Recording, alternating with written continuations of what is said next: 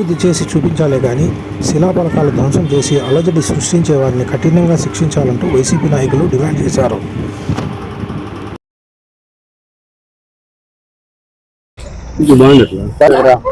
ప్రశాంతంగా ఉన్నటువంటి రాజీవ్ కాలనీ పంచాయతీలో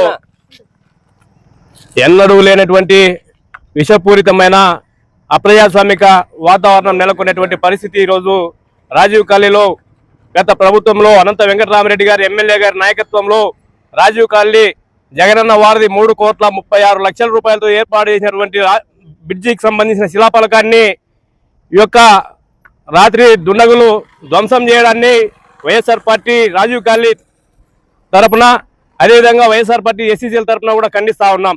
ఇది మంచి సంస్కృతి కాదని చెప్పేసి వారికి గుర్తు చేస్తా ఉన్నాం. రాజకీయాలలో ఎన్నికలన్నాక గెలుపోవటము సహజం.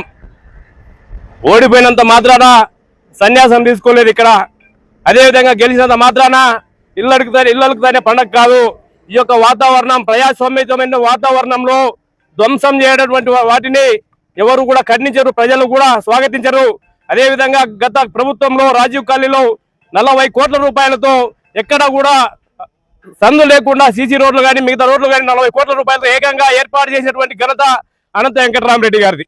అదేవిధంగా జగనన్న వారికి కూడా 3,36,00,000 రూపాయలు ఖర్చు పెట్టి ఆ రోజు ఈ యొక్క బ్రిడ్జిని అధునాతనమైన బ్రిడ్జిగా ప్రజలకు సౌకర్యవంతంగా నిర్మించినటువంటి బ్రిడ్జి నేపథ్యంలో ఇక్కడ వేసినటువంటి శిలాఫలకాన్ని ధ్వంసం చేసి ఇక్కడ ఏదో మా గుర్తులు లేకుండా చెరిపివేయాలని ఈ యొక్క కుట్ర పన్నడాన్ని మేము ఖండిస్తా ఉన్నాం.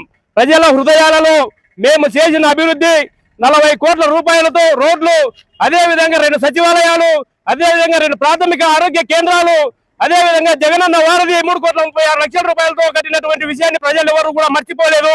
ఈ యొక్క మేము చేసిన అభివృద్ధిని మీరు చెరపలేదు, మీతో కాదు, మీరు అనాగరికంగా అనాలోచితంగా వ్యవహరిస్తా ఉన్నారు. దీన్ని ఖండిస్తా ఉన్నాం.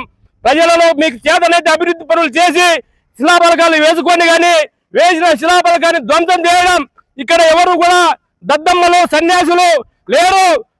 భవిష్యత్తులో మీకు బుద్ధి చెప్పడానికి ప్రజలంతా కూడా సిద్ధంగా ఉన్నారు.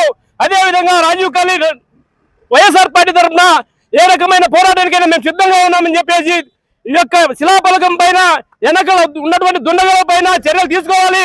ఎటువంటి వారిపైన విచారణ చేసి చర్యలు తీసుకోవాలని చెప్పేసి మేము డిమాండ్ చేస్తా ఉన్నాం.